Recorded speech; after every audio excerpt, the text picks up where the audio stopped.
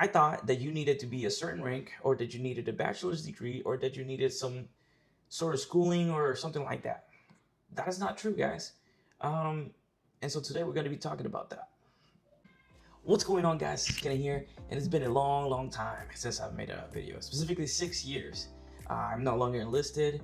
I got a new job, new house, got 2 new kids. Not like that I picked them up at Walmart or anything like that, but you know what I'm talking about. It's been great, man. It's been great. I want to talk about something very important that a lot of you don't even know about. I became a warrant officer. All right.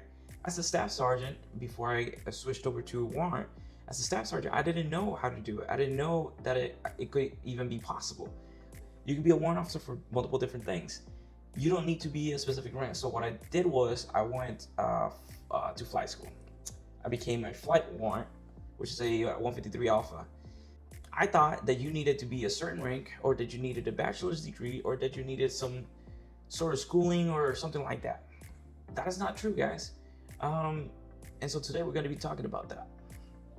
All right, guys, so you're probably thinking, how did you do it? How did you switch over? What did you have to do? So it's really simple. I'm going to give you the tools so that you don't have to depend on nobody.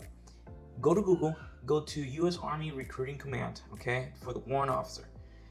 Then you go into the category where it says in-service opportunity. Then you go, which is on the top yellow bars. You're going to see the yellow bars. And then it says, then it gives you different options. Do I qualify? So the basic qualifications, I'm going to break it down to you so you guys don't even have to look for it. So the basic qualifications are very simple. Number one, start with a GT score. You have a GT score of 110 or above. You have to have a GT score of 110 or above. If you don't have that, don't stress.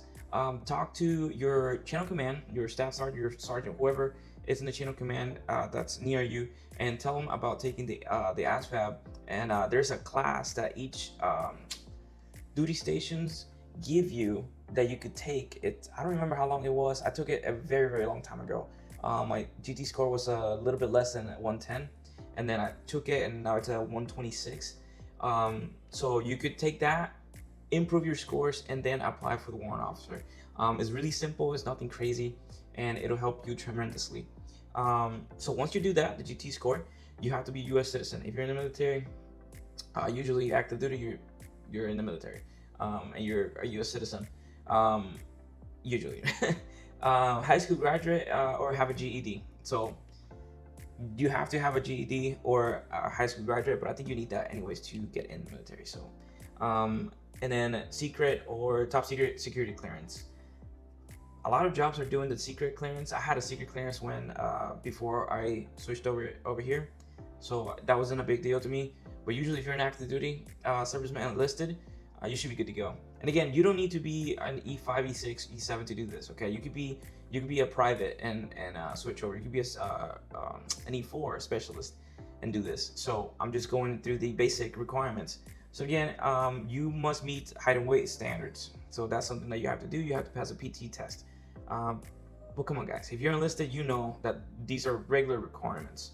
So aside from that, you need signatures from your chain of command. There's got to be a packet that you have to build, and it's very simple stuff. It's nothing super complicated. It is time consuming, but it's nothing complicated. I'm making this video to create kind of an awareness as to what you can do in the military. If you're enlisted, you don't like what you're doing, and you want to do something else. Like I said, I didn't even know that you could become a pilot, and now I'm a pilot. So there's many opportunities in the Army that we really don't talk about. And we just don't know what we don't know, right? So I'm telling you now, if you want something different, if you want to change your career, it is very possible to do it. There's multiple ways of doing it.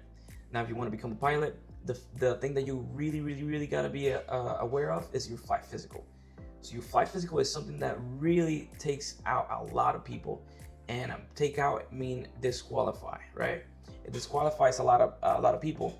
The reason being, the most popular reason is the eyes. But what you can do is go to your local clinic and ask them for a flight physical, for a flight packet.